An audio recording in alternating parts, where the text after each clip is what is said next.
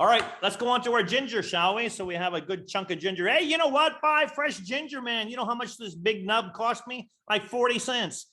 Don't buy powdered ginger. Don't use powdered ginger unless you're making like a dry rub where you need it dry. Other than that, fresh ginger for everything. Put that in your biscuits, put that in your cookies, put that in your cake, put that in your tea, for crying out loud. It's awesome stuff, okay?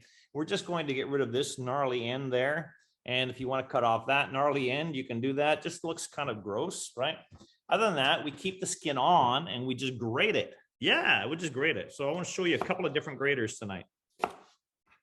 Get rid of those bits. So the one I always talk about is the microplane, and this will grate it really, really fine.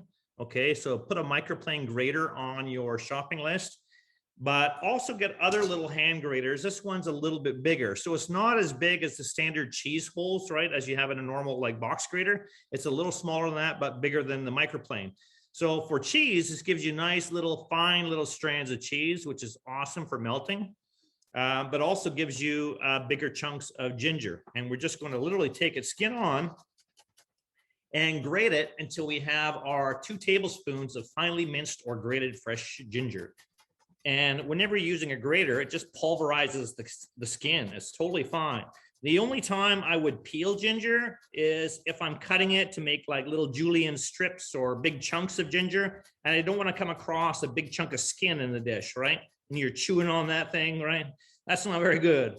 So grating it, hey, just keep the skin on. And then when you're done with this chunk of ginger, you know, instead of putting it in your crisper in your fridge and it going bad because you forgot about it, stick in the freezer in a little bag. Have a ginger bag in the freezer that you always put little nubs of ginger in that you're done with cooking. And then you can just grate it from frozen. Grating it from frozen, the flavor is not jeopardized whatsoever, folks. Literally just take a nub out, frozen solid, grate what you want, put the frozen nub back in the bag.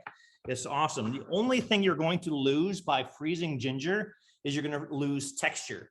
So if you ever want to have these nice little julienne strips of ginger for a stir fry, where you want to come across a little bit and have a little burst and crunch of ginger, by freezing it, if you were to just thaw this chunk on the counter afterwards and try and do that, it's just going to be mush. You're going to just lose the texture completely, but the flavor is intact. So grating it is fantastic.